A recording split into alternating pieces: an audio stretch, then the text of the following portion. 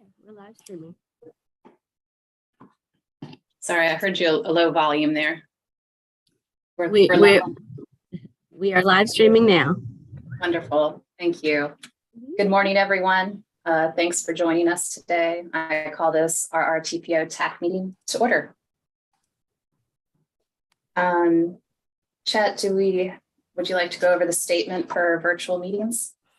Yeah, I would like to give an update. And I was just talking with Janice about this morning. I think it would probably be a good idea for both TACs to start preparing mentally for the possibility that we're going to have to go back to in-person meetings.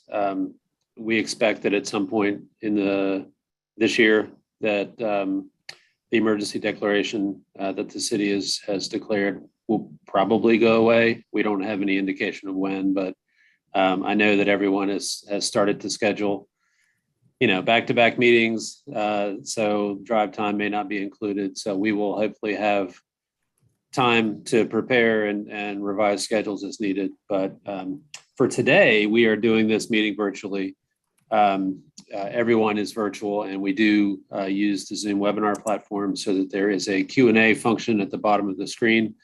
If members of the public would like to participate and leave questions or share information regarding items in the meeting, please use the Q&A, and staff will be monitoring that throughout the meeting. We also have an open public comment period under item 3 where people can request to speak virtually with the panelists, and again, staff will be monitoring that. So for today, we're virtual. We expect that that'll continue at least for another month or two, but just don't be surprised if you get a message from us saying that we're going to have to start transitioning back.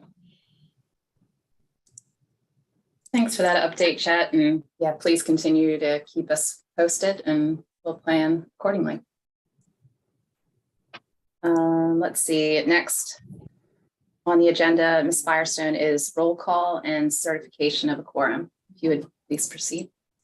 Yes, ma'am. Town of Ashland, Miss Amos. Here. Charles City County, Miss Russell. Mr. Mitchell. Chesterfield County, Miss Smith. Here. Miss Walker. Here. Goochland County, Mr. Goyne. Here. Mr. Coleman. Here. Hanover County, Vice Chair Vidunez. Here. Mr. Flagg. Henrico County, Chair Smidler. Here. Mr. Yore. Newport County, Miss LeDuc. Here. Powhatan County, Mr. Shardine. City of Richmond, Miss Clark. Here. Mr. Bridewell. Here. Capital Region Airport Commission, Mr. Rutledge. DRPT, Ms. Dubinsky. Mr. Wagner. Here. GRTC, Ms. Sink. Ms. Robinson. Plan RVA, Mr. Parsons. Here. Mr. Ariel. Here. Finders, Ms. Tisdale. Mr. O'Keefe. Here. RMTA, Ms. Simmons. Vdot, Ms. McAdory. And Ms. Mueller. Yeah. Thank you. That concludes the roll call for attendance, and we do have a quorum. Thank you. Janice, would you mind sharing the screen with the agenda? That would be helpful. Oh, and I see something in the chat that Rhonda Russell just joined. Okay. She has joined from her phone, so she won't be able to become a panelist, but hopefully she'll be able to hear and comment through chat. Perfect. All right. All right. So number 1 on the agenda is consideration of amendments to the meeting agenda. Are there any amendments that we know of?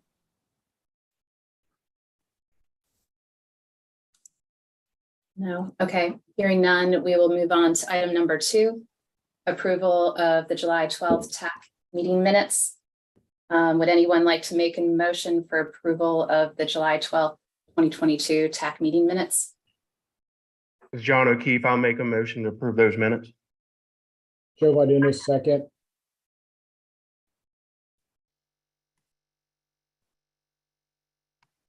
Janice, would you please do a roll call? 1 second. Or not a roll call, I guess a vote. Miss Amos, Aye. let's see. Janice, Yeah, I'm sorry. Go ahead. I'm sorry. I was looking for Mr. Mitchell. I'll have to check and see. I thought he was with us, but I'm here. okay, that's right. Miss Russell. We have Miss Russell and Miss Smith. Aye.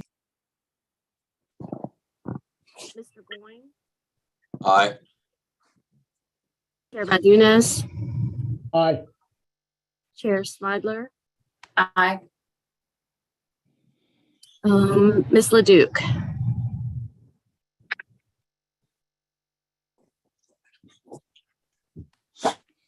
Miss Leduc, Aye. thank you. Miss Clark, Aye. Mr. Wagner, Aye. Mr. Parsons, Mr. O'Keefe, Aye. and Miss Mueller. Aye. Thanks. That motion carries. Okay. And Janice, I think Rhonda Russell just put in the chat that she's on as a panelist now. She Oh, wanted great. to. Great, thank you. Right. So number 3 on the agenda, open public comment period. Do we have we received any public comments, or is there anyone else in the chat? We haven't received any public comments. It looks like there is 1 or 2 people in the chat, but so far they haven't requested to speak or share any information. Thank you. Number 4 is the TAC chairman's report. I do not have a report today, so we'll move on to number 5, RRTPO update by Mr. Parsons. Thank you. So on your screen are the current work efforts update. This is the next iteration of progress on our various projects. We are working to continue building back towards the meetings of the Active Transportation Work Group. A lot of that right now focuses on East Coast Greenway, as well as work on the Ashland Trolley Line study and related efforts there. There's been a lot of progress behind the scenes on the trolley line project with the National Park Service, I believe this may have been in the last update as well. But there are links in the report to a history of the trolley line, which is a story map, and a design sketchbook that's being developed. So those will hopefully be helpful as we continue to talk about fall line and design of trails and a lot of that northern part of our region where there are a lot of trail corridors to be considered. The CBTA has continued to move forward. We're just referencing the meetings page for the most recent meeting recordings through YouTube, as well as agendas and minutes from our various committees, as well as the authority itself. The CBTA TAC met yesterday, and the Finance Committee meets tomorrow. So this is a week of committees. Our bicycle pedestrian plan update, as you know, it was adopted. We're now staff is developing a information hub related to the Bike Ped RVA 2045 plan. And it contains a lot of the features that you see bulleted here on the screen, including interactive mapping, copies of the plan in PDF form, our community engagement report, and then a story map for the plan itself. We'll be updating that hub periodically as new information is available. Obviously, we're continuing to work with you, our member jurisdictions, as local plans and comprehensive efforts get developed to update our resource with the newest and latest information. We are continuing working through our elderly and disabled committees and work groups and organizations, agencies throughout the region.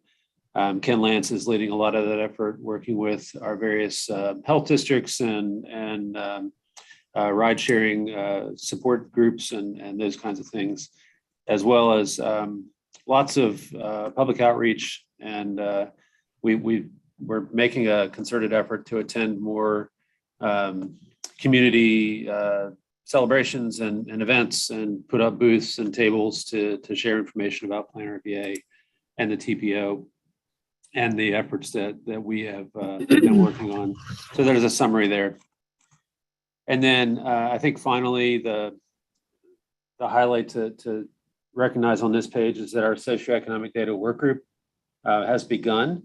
And I know that Sulab is on the call, but I just wanted to share a request that everyone who is participating in that group, whether it's you or if you've assigned someone else in your agency to participate, we are looking for feedback on the initial numbers that were shared at the kickoff meeting. So I know Sulab is trying to reach out individually to schedule follow-up meetings or calls. So please try and help on your end to make sure that those calls get set up sooner rather than later. I think we're looking forward to wrapping that up over the next few weeks. I think that's it for the current work efforts. Any questions from the group? Okay, our Seatac report from the last meeting is on page 9. I won't read through it, but Danny Plogger was present and gave an overview of some of the state transportation funding programs. There's a summary, a great summary in the agenda packet. Lisa Guthrie, Virginia Transit Association, shared a status update on CVTA funding. And this is something that I worked with Lisa to put together. I wasn't able to attend in person. And from what I've heard, the meeting went really well and had great participation, both in person and remotely. So the Seatac continues to put together some great speaker panels and those resources, as all our meetings are on our YouTube channel. So they can be viewed after the fact if people aren't able to attend the meetings. And then finally, I did want to turn it over to Sulab for a quick update on the socioeconomic data work group and the work that's being done there. Thank you, Chet. So yeah, as Chet mentioned, we established the working committee. We had the first meeting.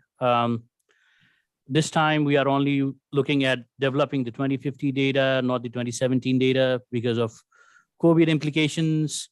So currently the first step is basically to vet the control totals for population and employment. So as we all know, the Will and Cooper numbers, projections, those have been the official Virginia population projections. The localities can go 10% above and beyond that numbers. So the localities have to decide what they want.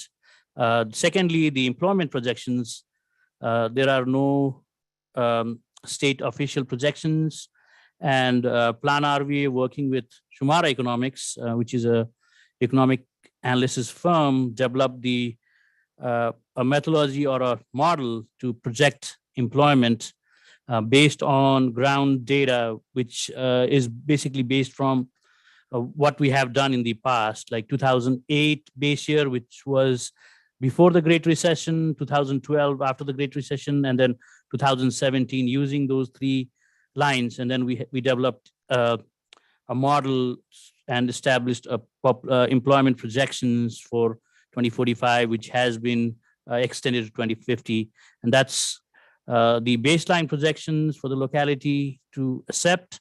So unless there is strong documentation that there's the numbers would be higher than what we have projected, we are asking the localities to accept those numbers.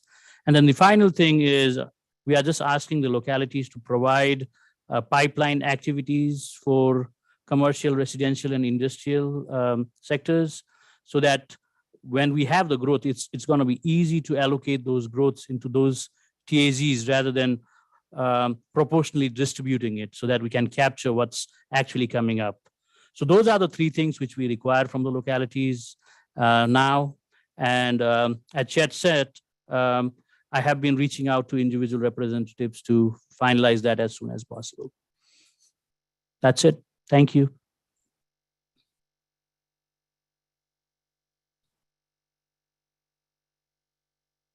Any questions for Sulab?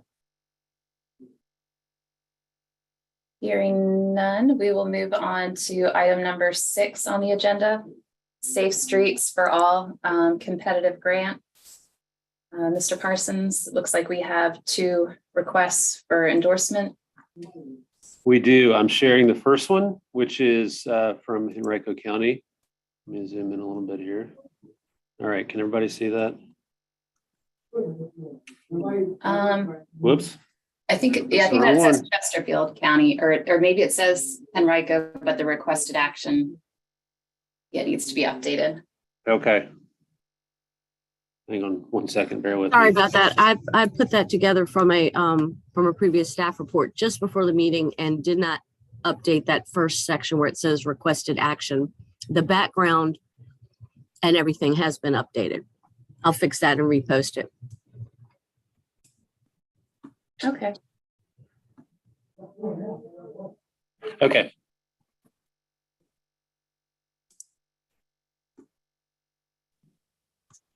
So Henrico County is looking to develop a safety action plan that meets self-certification eligibility requirements that are defined in the Safe Streets for All grant.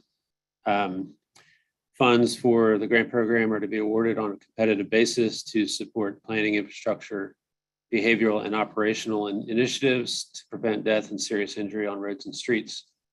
And the county may utilize ongoing activities related to the development of its comprehensive transportation plan and other initiatives to satisfy stakeholder and public engagement aspects.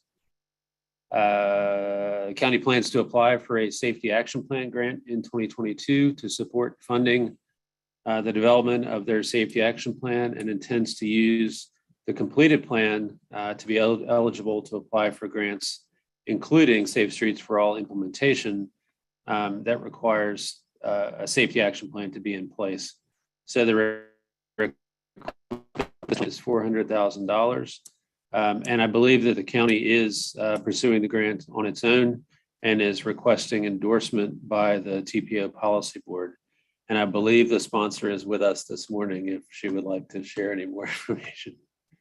Yeah, so that is correct. Henrico County is submitting it, but we are requesting TAC and TPO endorsement to support our grant application. We have a consultant helping us with the grant application to develop a safety action plan. I think our Vision Zero work group, where we developed the Richmond Regional Transportation Safety Plan, help impel us or move forward to pursue a safety action plan, or was one of the items that helped move us forward.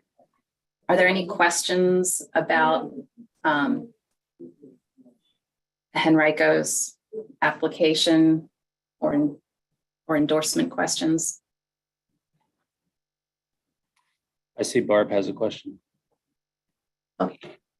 Yes, go ahead, Barb. I had spoken or sent some emails to Chet about this. We're also going after funding for a safety action plan and would like to be included in this resolution, if that's possible. Yeah, I saw there were two parts, so that's where, that's a good point, because that's what I was gonna get to next. I saw there were two endorsements, one for Henrico County and one Well- for Chesterfield, right? And Well, we have two things going on. One is we're Okay. going to go after funding for the safety action plan, so we have that countywide. But we also are asking to use the region's safety plan to go after implementation money through Safe Streets for All for a project. So two things, action plan, which we'll submit the application for, and the implementation funding for a project, which again, we'll submit the application for, but we're doing that through the TPO and their plan that they already have in place. And Barb, what's the amount for your action plan? Is it for Chesterfield's? Yeah, we've requested a fee from one of our consultants that's been doing a lot of similar work for us, but we haven't gotten that yet. So I would imagine something in the 400,000 range is probably reasonable. Chet, I'm going to defer to you because I guess the agenda doesn't reflect that, but we can pivot, and it looks like there are three things requested for endorsement. There's the local project endorsement for a comprehensive safety action plan for Henrico. Barb, correct me if I mistake this. And second, there's a local project endorsement for a comprehensive safety action plan for Chesterfield, because you're submitting that independently. And then there's a third item, which I see on here is an RRTPO project application endorsement. And Chet, if you have that later in the agenda for the Route 1 Bermuda Crossroads lane to Route 10 bike, ped, and transit improvements. And I see that references page 12 on the agenda.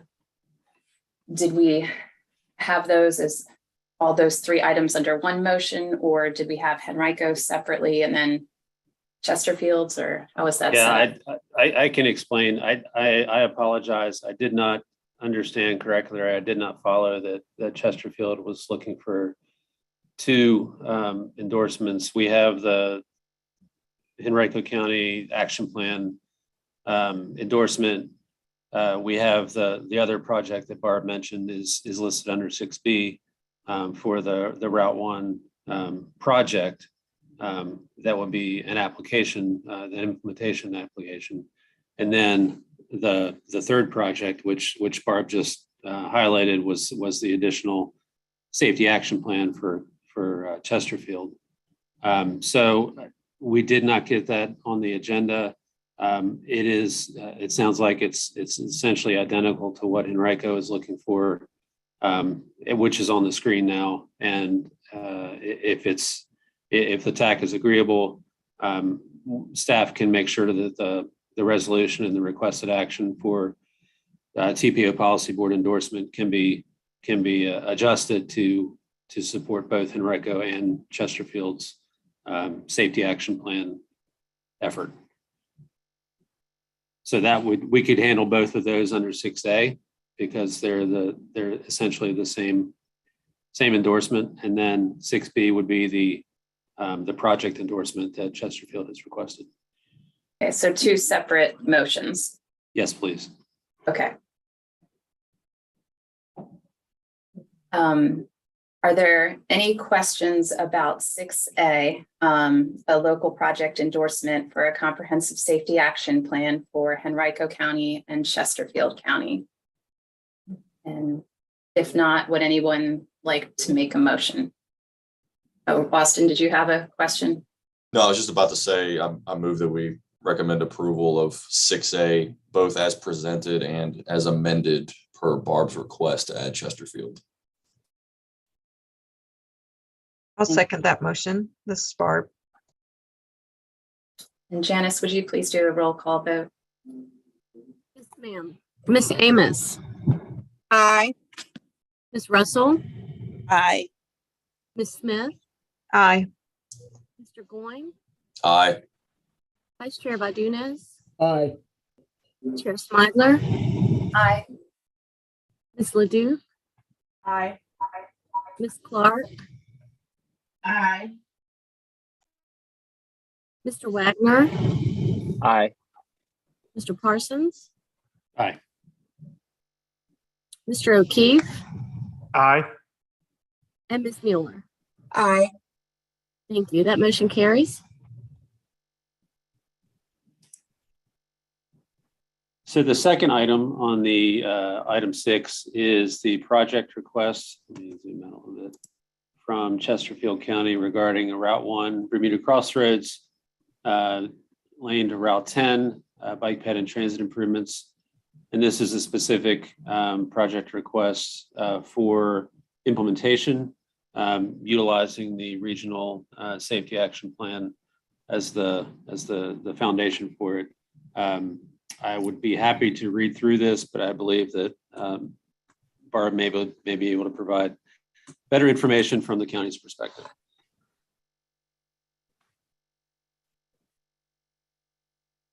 Is it all right if I give a brief overview?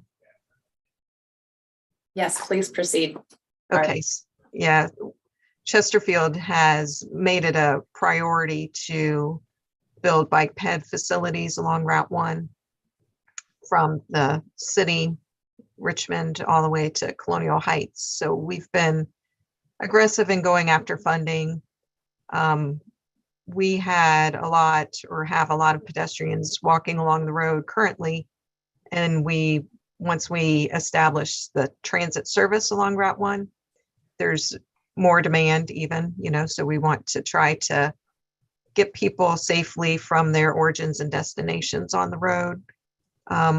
We've been working with Timmins on a pedestrian crossing, a Route 1 pedestrian crossing plan to try to put in strategically located pedestrian signals, whether that's a pedestrian hybrid beacon or upgrade the existing signals so that there are pedestrian buttons.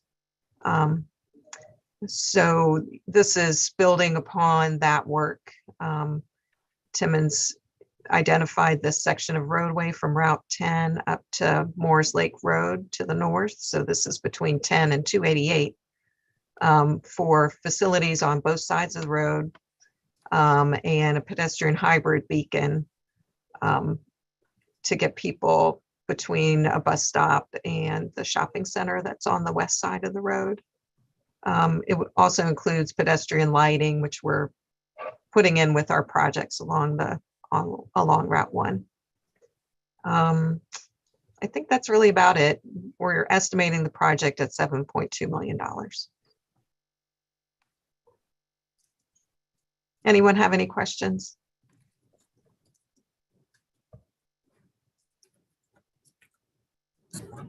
I'll make a motion to approve. I'm not sure what the action item was exactly.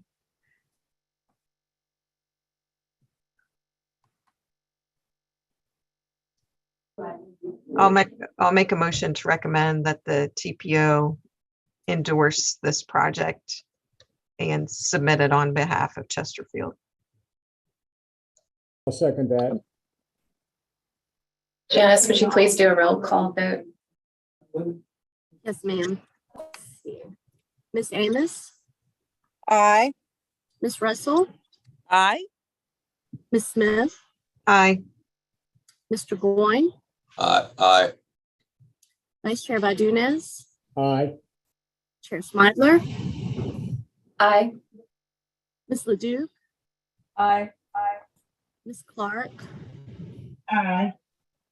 Mr. Wagner, Aye. Mr. Parsons, Aye. Mr. O'Keefe, Aye. Ms. Mueller. Aye. Thank you. That motion carries. Thank you. Number 7 on the agenda is Smart Scale Round 5, Goochland County project endorsement. Miles, would you please proceed? Good morning, everyone. Hopefully you can all see the PowerPoint. Yes. Great. So this is an endorsement for Smart Scale Round 5. So just a little bit of background. The Round 5 applications, as everyone's aware, closed on August 1st. As part of that process, the TPO previously endorsed projects to move forward the local applications. Goochland had narrowed down their list to their final 4 projects, but there's been an evolution and they need to swap out the application. So one of the projects that we previously endorsed didn't get submitted, and the I-64 Ashland Road DDI project was submitted. We have until September 1st to endorse the project. So we're moving this forward to TAC, and then on September 1st, the policy board would be able to take action to move forward. And again, this is just the endorsement to participate in the smart scale process. It's a required step for all applications. So the need for the change, essentially the DDI analysis was completed several years ago, and the estimate that was available was based on a 2-lane concept. It had previously been a 4-lane, then it was narrowed down to a 2-lane concept. There's funding from the CVTA for the 2-lane concept. However, as you've all probably seen in the news, there is a large distribution center planned at the interchange, and reanalysis suggests that the 4-lane concept is needed. So there is a funding deficit to be able to complete the DDI. So Goochland is moving that forward as a smart scale application to try and fill that funding gap. So the project is included in our long range transportation plan. It's definitely a regional project in scope. So staff is recommending endorsing this project, and essentially all this would do was add it to our list of everyone else's projects that we've already endorsed as another potential candidate to move forward in the process for scoring. So the requested action today is that the TAC provide a recommendation that the RRTPO policy board endorses the I-64 at Ashland Road interchange project as a Goochland County application for smart scale round 5. Again, this is just the endorsement to move forward into the process. It doesn't guarantee funding or commit anything else from the TPO. So with that, I'm happy to answer questions, and Austin is also available to answer any specifics about how we got here. Any questions for Miles or Austin? Madam Chair, Yes, Diana. I move that we recommend for approval the resolution of endorsement for Goochland's project, or here, Richmond Regional, the RRTPO, recommend to the policy board endorsing the I-64 Ashland Road from 623 interchange project as an application for smart scale round 5. Is there a second? I'll second that. Second. Daniel Wagner. All right, I heard the second as Daniel Wagner. And Janice, would you do a roll call vote, please? Yes, ma'am.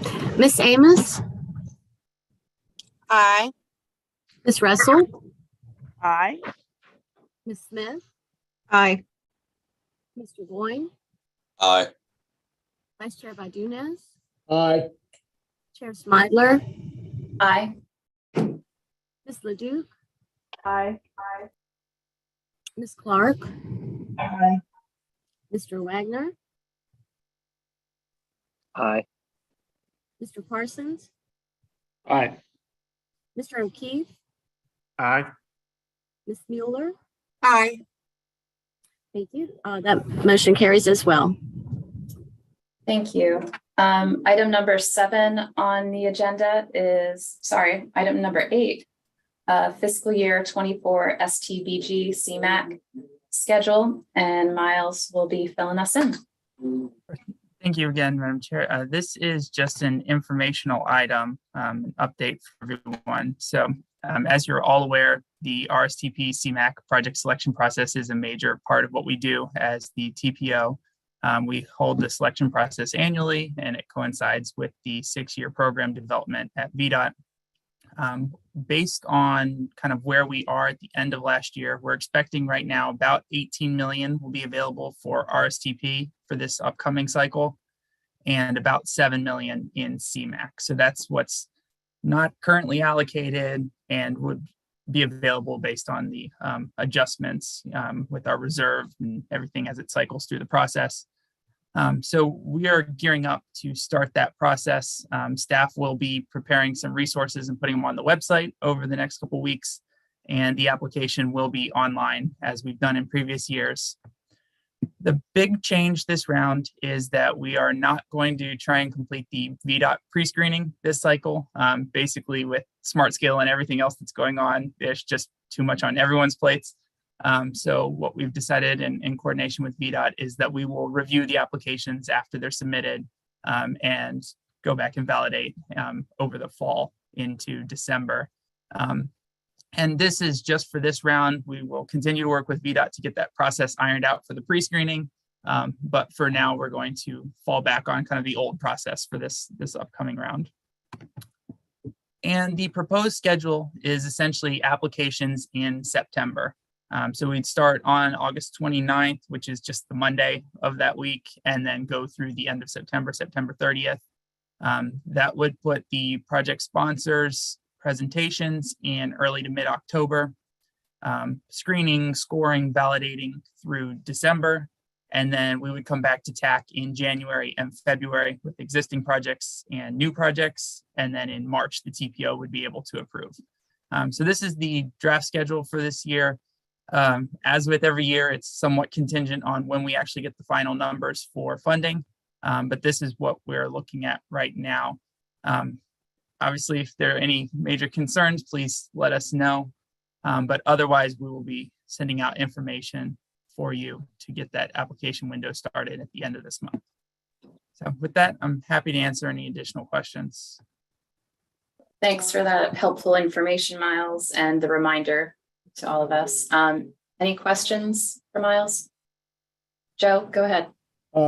So last round, Miles, we weren't able to award any funds to new projects for STBG. Do you anticipate that we will be able to assign funds to new projects, or what's your thoughts, kind of crystal balling?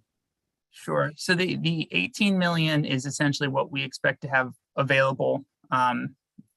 Judging from the overruns that we've seen this past round, I expect a lot of that will be eaten up with existing project requests.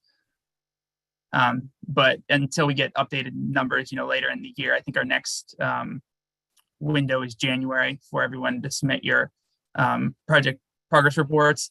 So I think that at that point we'll be able to see, but the expectation right now is we'll likely see a lot of that 18 million used up on existing project cost increase again. For the group, do you think it makes sense that we would limit applications just to lessen workload on all of us, including TPO staff, to have to review these things when, the likelihood that we're not going to be able to fund a whole lot? Because we all have the pressure. If we're allowed to submit 5 applications, the expectation is that we submit 5 applications. So we're kind of our worst enemies sometimes.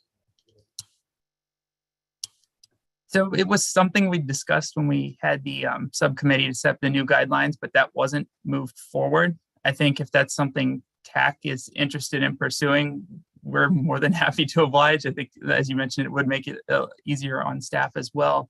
But it wasn't an idea that was carried forward from the original subcommittee.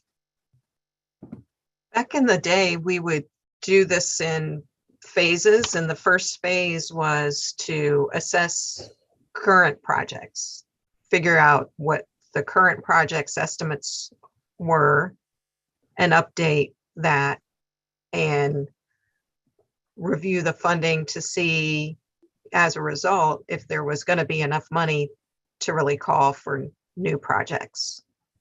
And I think we should go back to that way, where we first work on existing funding requests and deal with that before we ask for new applications. And that's a good point, Barb. And I see you, Diana, and maybe that's something, we should consider. I'm not sure how the timeline would work out, because I hear, we wouldn't want to, the jurisdictions wouldn't want to put as much into the maybe new applications if we're working on trying to fund the existing applications. Maybe the deadlines would have to be different to account for like existing projects versus new projects. If that makes sense, but go ahead, Dirona. Thanks, Madam Chair. I would be remiss if I don't echo my annual statement on the backlog of existing projects and the immense dollar amounts that those are. Over the last 3 years, there's a very limited ability to get any types of projects in, whether small, whether planning. And so I do think that, putting an equity lens on and really looking at that existing project list and seeing where gaps or localities that have not received funding, if there are some funds opened up after reviewing what the costs are for existing projects, that those localities be considered to submit applications. Again, there's a number of projects that are 50+ million, and every year we're chipping away 18 million when there's 5 or 6 of them. So I don't know if in my lifetime I'm going to see any new projects. So again, I just ask that in consideration of localities that may not have been at the table, that just don't have an immense amount of dollars. If we are going to have some type of opening, that those localities be considered.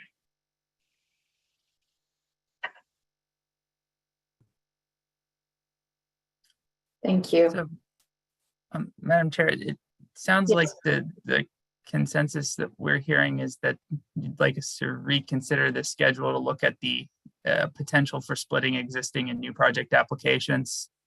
And I think we can revisit that. I think the August window we can keep tentatively in place for existing projects and come back to the TAC next month with an alternative for the new project applications, if that is agreeable to the TAC. That sounds like a good plan to me, and I see some heads nodding by Barb and Joe. So does that any concerns or input about that from anyone else? Hearing none, Miles, please proceed that way. That sounds great. We'll be And I would back just- next month with that. I'm sorry, I'm talking over you, Miles. Should we clarify, that we talked about STBG, but we didn't discuss Cmac. Would we treat Cmac the same way? First look at existing and then come back? Because it's probably likely that there will be Cmac funds available for new projects this round. I agree. I see Barb thumbs up, and Dirona, I think, was nodding as well. Trying to look at other cues, but yes, I would say STBG and Cmac. Miles, would that work? Yes, we can do that. And just, thinking through the schedules in previous years, what we can probably do is September, look at the existing projects. Once we get those in, do October and November for the new projects, assuming there's funding or expected funding. Okay, I see Barb has her hand raised, and I'll see if Nora has anything. Go ahead, Barb. I just want to be sure I understand. So between now and September 30th, we should review our existing Cmac and Rstp, and if we need additional funding, submit a request. And would we do that through that form, or do we just shoot you an email? Yes, we'll put a form on the website for the August 29th. And it'll be a request for existing projects. So that way we can get all the detail that we need as well. Okay. Nora, did you have any input? No. Okay. Austin, go ahead. Yeah, just to clarify one thing, that if we don't anticipate needing additional funding through STBG, then the existing application doesn't need to be updated or reapplied for. Is that correct? Correct. Okay.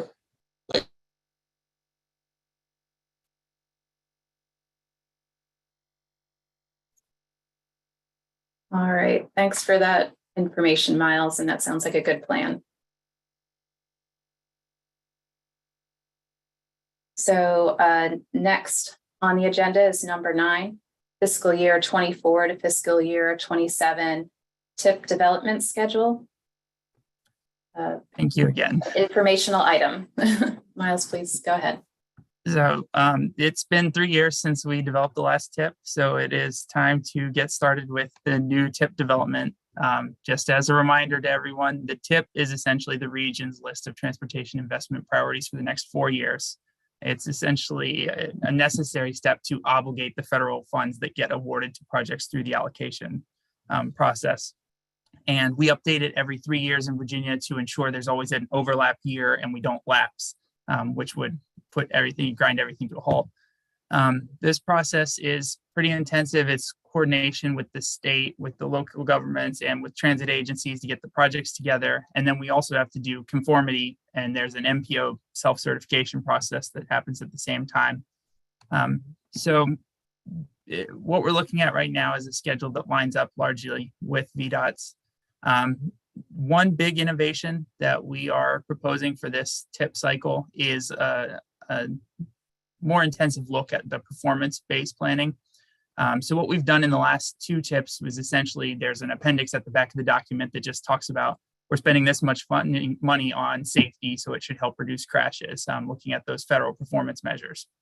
What we're proposing this time is to look at all the other performance measures that we used in Connect RVA 2045 and see how our slate of investments do in terms of those different measures. So for example, we looked at accessibility and improvement of people's ability to get to grocery stores. If we're able to look at these projects, we could potentially do that. There's a full list in the staff report of all the different measures that we looked at. Not all of those will be feasible given the time that we have and the limited information on the projects that goes into the TIP. But staff's going to be reviewing that list to see what additional performance evaluation we can do this time to really see what we're getting for our money, essentially. And this is the proposed schedule. As I mentioned, it lines up with the VDOT high-level milestones that were sent out a while back. But basically, we have the draft project lists right now, and we are in the middle of reviewing those. We have a meeting with VDOT in the middle of the month. GRTC is currently working on getting their project list pulled together for us. And at the end of this meeting, I will be sending out the project list to everyone on this call so that you're able to review your locality projects as well, make sure everything's on there. There will be instructions, but largely what we're looking for is information about projects that are missing that should be included in there, whether it's, the schedules, it should be within that 24 to 27 window, or it's locally funded, but potentially regionally significant. Those are the kinds of projects we want information on. And then also just making sure that these schedules and estimates line up for the projects that we do have information on. So we'll be working through the end of this calendar year to develop the draft TIP document. We will bring it back to TAC in January. And then in February, the policy board will approve the draft document and authorize TAC to open the public review period. We'll have the interagency consultation at right before the February TAC meeting, and then request TAC to initiate the public review in February. We'll have a public review for all of the TIP, the conformity process, and then TAC recommendation in April, and a final policy board approval in the beginning of May. So this is basically the same schedule we followed in all of the previous cycles as well. And this is what we're proposing. It lines up with VDOT's schedule right now. So again, if there are any concerns at the high level right now, please share them. But otherwise, we're just proposing to send out the project lists for your review this week. Okay, and Miles, I just had a comment, I guess, for the public review, that should be 2023. You didn't already Correct. say that. And I believe it's corrected in the staff report, and I missed it in the PowerPoint. Okay, no, that's fine. Okay, and I see, 2 hand raised. I don't know who was first. Barb, go ahead. Miles, are you going to include CBTA projects on that initial list? So they're not currently included in the project list. So that is the kind of ongoing discussion with VDOT as which projects need to be included, which ones can be deemed fully funded. So that's ongoing, and that's where we're going to request your support as well for any of the local CVTA piece. So the regional ones we're aware of, and I mean, we could piece together all your local ones, but you'll have a better grasp on which ones are potentially regionally significant. So that's one of the key pieces that we're hoping to get from you over the next couple of weeks. Chet, go ahead. Yeah, I just wanted to touch back on the performance-based planning component and kind of what we're looking to do this time around. I'm not sure everybody's aware, but Sulab and I presented our performance-based planning approach for the long-range plan at the National MPO conference this year, and it was received very well. We've learned that we're basically kind of setting the bar.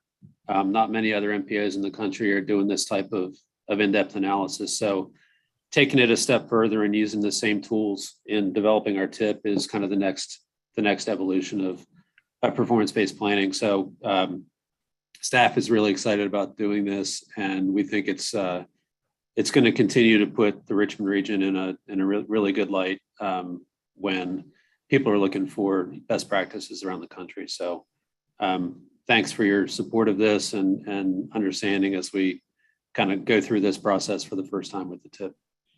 Way to go, you guys. Yay.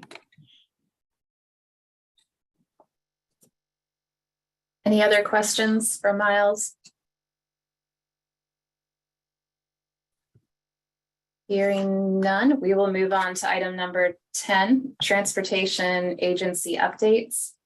First up is DRPT, and that would be Mr. Wagner. All right, thanks so much, y'all. So I'll try to be pretty brief. A big portion of our update is just a reminder of those federal discretionary grants that are coming up. But just wanted to give you all an update. Last week we had a really successful grant recipient workshop. Our folks did an overview of all of the next steps in our grant administration procedures, as well as some potential upcoming changes that will be coming starting in FY 2024, including some updates to our transit strategic plan guidelines that have been approved by TSDAC and will go forward to CTB for approval, and then some in-depth considerations around how to handle our merit operating formula funds, which obviously a lot of our agencies have been affected by the performance measures involved in receiving those operating funds. So there's been a lot of rich discussion at the Transit Service Delivery and Advisory Committee around that. So you can see some good information from that presentation and the webinar recording on Olga under the news and information page. Moving on to the federal discretionary grants, obviously folks are well on their way with the Safe Streets for All grants. We do have some good information around some of our rail grants that are available under FTA. I'm not going to be probably your best point person for that, but I will be happy to direct y'all to our rail team. And I know I owe Barb a little bit of information and connection around a Curtis Road improvement project as well. So Barb, that's coming to you soon. So if the biggest thing here is, as soon as you all are able to, please get with us so that we can talk technical assistance and letters of support from our end. Even if it's not directly transit related, we're always happy to provide a letter of support or some sort of technical assistance around these projects so that we can get more funding for the region. So just get with us as early as possible. Reach out to our planning team via Tiffany or transit agencies, obviously reaching out to your program manager. And then next we have a mid-cycle application opening for our TRIP program, the Transit Ridership Incentive Program. This is not going to be for fare subsidization, but rather for regional route expansion. So looking for any of those regional significant routes, whether that's the creation of bus-only lanes or prioritized lighting on those routes. So that application will be open starting September 1st and closing October 3rd. We'll accept letters of support, of course, until October 21st. But definitely start thinking about that if you all have some projects in mind, as we still have some money available for that. And then lastly, what you've been hearing about a great deal over the past year, our transit equity and modernization study is coming to a close. We should have everything tied up and ready to go pretty soon. Our consultants are just wrapping everything up, but everything that we've done so far, including a draft action plan, should be available on vatransitmodernization.com. But yeah, if you all have any questions, I'm happy to answer them, but otherwise that's all from us. All right, thank you for the update. Next up is GRTC. I don't see anyone from GRTC on the call today, so we'll move on to ride finders. Mr. O'Keefe. Thank you, Madam Chair. I just wanted to update TAC on some of the efforts Ride Finder has been doing. We did last month host 4 students from the Mayor's Youth Academy. They were interns here and they shadowed with us across the week to see what we do here at Ride Finders. So that was, I think that was a good experience for them and for us as well. We did start 2 new van pools from Charlottesville to Richmond, as well as from Williamsburg to the VA hospital in Richmond. We provided DRPT with updates to data inquiries for the number of van pools each month and the ridership for their CAP monthly reports. We continue to promote the Be the CEO of Your Commute campaign. We also shared the City of Richmond's Office of Equitable Transit and Mobility's latest online survey. We continue to promote our Way to Go Wednesday series online. We also met with DRPT and Traffics to discuss the Commute VA Ride Home pilot program that we're a part of. We delivered part 1 of our annual external audit package to GRTC's controller and uploaded many of the electronic documents as well. We did receive the grant contract from the City of Richmond for the fiscal year 23 funding for our executive director's signature and returned that to the City of Richmond for their remaining signatures for the contract to be executed. We did forward the save the date memos to the Ride Finders Advisory Board for the quarterly meetings to be held in September, December, March, and June.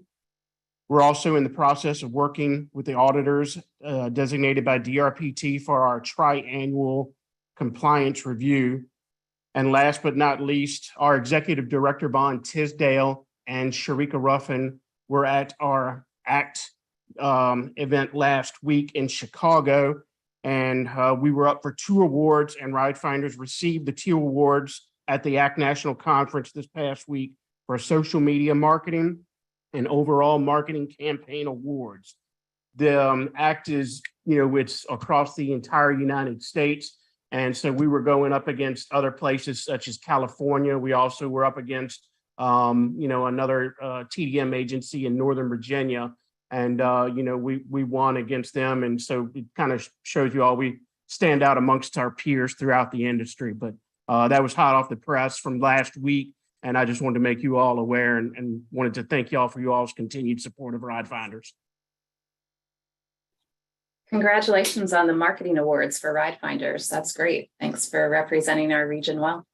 And any questions for John?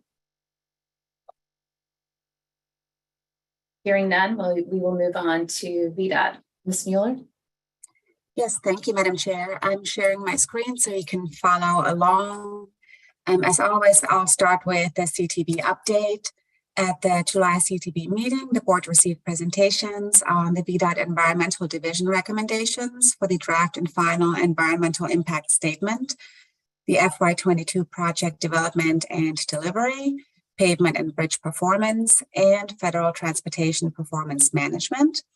At the action meeting, the board approved the FY23 through 28 6-year improvement program transfers for May the 21st through June the 17th, which included the 3-Chop Road widening project in Henrico County, the shared use path project along Courthouse Road in Charles City County, and the widening of Route 10 in Chesterfield County. They also approved the addition of projects to the 6-year improvement program for fiscal years 2023 through 28. And that included the installation of traffic signal preemption equipment at multiple locations in Goochland County. And they approved the revised FY23 annual budgets for the Commonwealth Transportation Fund, DRPT, and Vdot. Let me make sure you guys can see my screen. The CTB did not meet in August. The next CTB meetings will be held in Stanton on September 20th at 8:30 a.m. and September 21st at 8:30 a.m. Moving on to Smart Scale, we have reached one of our milestones. The final application period closed on August 1st, and all final applications have been submitted. We received 412 applications statewide, and Richmond District received 90. That means validation is now underway, and we anticipate completion in December of 2022. Richmond District Planning will facilitate all communication and coordination with applicants regarding validation and scoring. So please be on the lookout for portal alerts and emails from your POC while we're in the validation period. And if you can respond as soon as possible, that will help move everything forward. Moving on to the fall line update. The Northern Section Design Build contract is on schedule for advertisement by the end of calendar year 2022.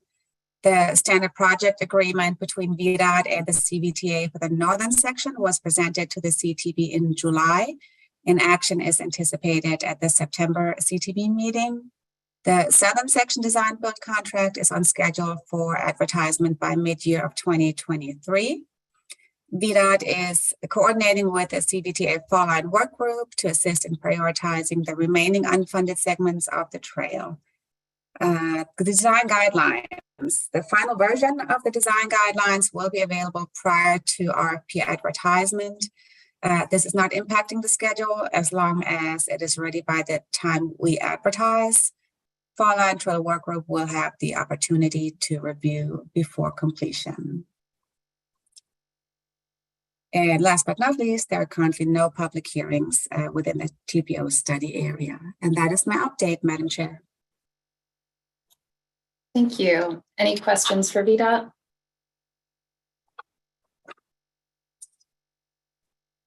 Hearing none, we will move on to item number 11, future meeting topics. There are currently 3 listed on page 19 of the agenda. One is DRPT, Virginia Statewide Rail Plan. Number 2 is scenario planning. Number 3 is CVTA project prioritization updates. Are there any items members would like to see on future TAC meeting agendas? I guess we talked about the STBG Cmac schedule coming to our September meeting as well for proposed applications. Yeah, Madam Chair. I just wanted to, I talked about this with Tiffany, but I wanted Daniel to be aware too that we're looking forward to getting an update on the transit modernization study. I guess once CTB takes action on that, so sometime this fall, and we'll work to get that on the agenda at our earliest convenience, working with the RPT to get that scheduled. Yeah, thanks, Chet. We're happy to provide that update. That sounds great. Next item, number 12, is TAC member comments. Just a reminder, we have a public transportation work group meeting at 11 a.m. today. Any other TAC member comments? Go ahead, Chet. This is a time, as we saw in I think the DRPT update illustrated it well, that there are a lot of grant opportunities. We even had some on the agenda today through the IIJA and the bipartisan infrastructure law. And I guess there's going to be more possibly out of the new action that Congress is considering right now. Staff is more than willing to assist whenever we can. MPOs have I think are going to have some unique opportunities to apply for or support applications in all the different programs. And we know that our region has some really unique needs. The Reconnecting Communities program is an avenue that the city is looking at right now. I think if there is anything in particular that you all identify as you review the opportunities that the TPO could assist in, please let me know. We do have capacity internally, but we're also looking at possibly getting some outside support to guide us through the grant application process to put together some good efforts, some competitive efforts. So if there are unique ones or individual programs that anybody identifies as something that you'd really like to go after, please let me know. And we've had some ongoing conversations with some consultants and some other groups that might be able to help us fine tune or tailor an application to win, be in a better position to win. One of the things that we're looking at the staff level is the electric vehicle infrastructure grant opportunities. I think a regional approach to those kind of efforts is something that is probably a really good thing to do rather than a more microscopic jurisdictional approach. Thinking about regional access to charging stations and those kinds of things. But if there's other things that you all identify, please let us know so we can start to plan accordingly.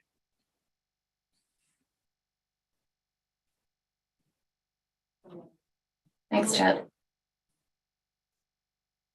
Any other comments? Hearing none, number 13 on the agenda, the next meeting is scheduled for Tuesday, September 13th at 9 a.m. Right now it's virtual, but stay tuned for any updates. It may be in person, but just stay tuned about that. Number 14, adjournment. If there's not anything else, this meeting is considered adjourned. Good seeing everyone today. Thank you. Thanks. Goodbye. Thanks. Bye. Do you want to see his stuff?